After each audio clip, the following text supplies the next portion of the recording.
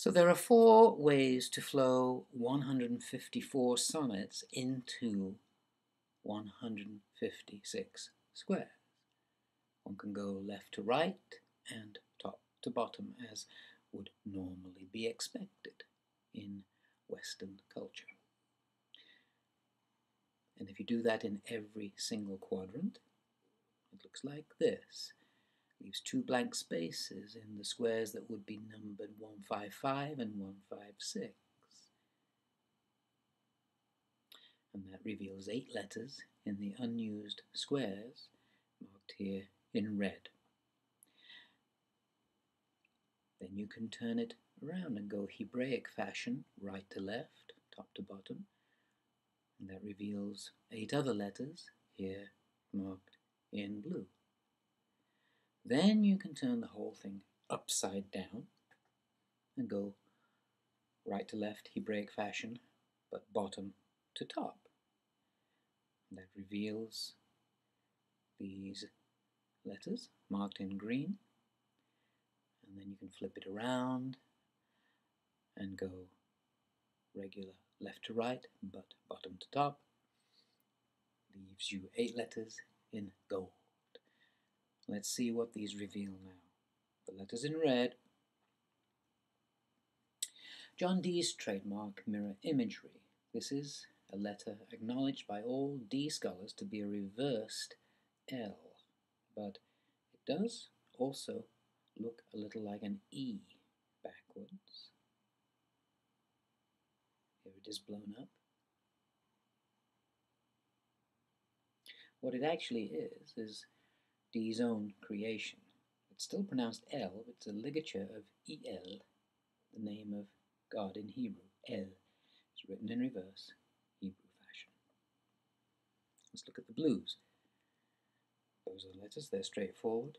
Nothing to explain there. The green ones, something to explain. This Z is John Dee's trademark Aleph Tov reversal. He's used it before in the Holy Trinity solution, 624 characters going into 624 squares. And he uses it again here, and both times for the same purpose. The letter is indeed a Z, the last letter of the Roman alphabet, but if it is turned through 90 degrees, it becomes an N, but an N resembles the first letter of the Hebrew alphabet, Aleph. This is Dee's way of indicating something that is shot through all of these encodings, the first and the last. He's quoting Gospel of St. Matthew, the last shall be first, and thus revealing the MOAI's letters be opposite symbolism, where Maria, writing as Olivia in that letter, says, be opposite, and if this fall into thy hand, revolve. She's actually telling you how to solve the Holy Trinity solution in both its aspects. And of course, being opposite then reveals the full meaning of this coded message, which you will see shortly. To be or not to be. The bard.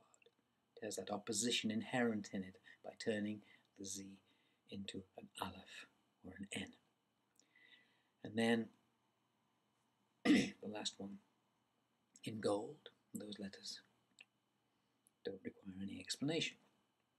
So here we have the letters from the red in the MOAI letter that Maria forges as coming from Olivia to entrap Malvolio.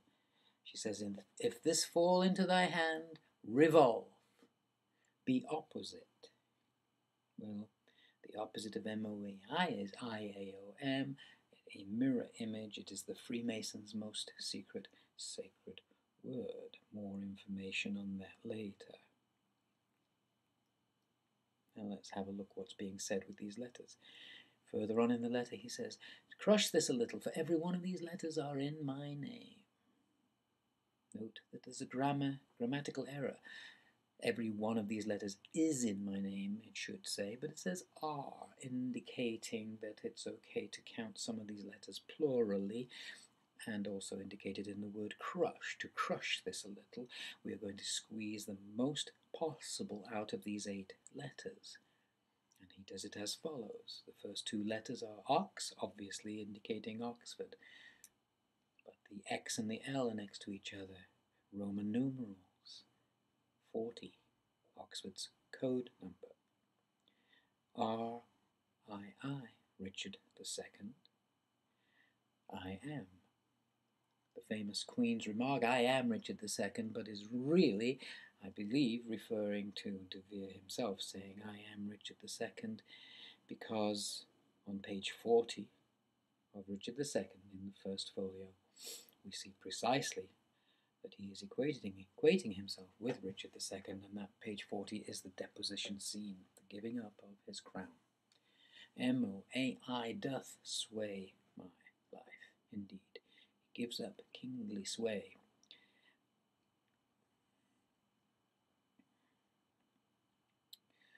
So there's a little story told there in those letters. But there was one anomaly in the encoding created specifically by D. Remember? This reversed L that also looks like an E. Why? Why did he do that? Well, I believe it is so that he could clearly tell you who Ox is. The Earl of Oxford.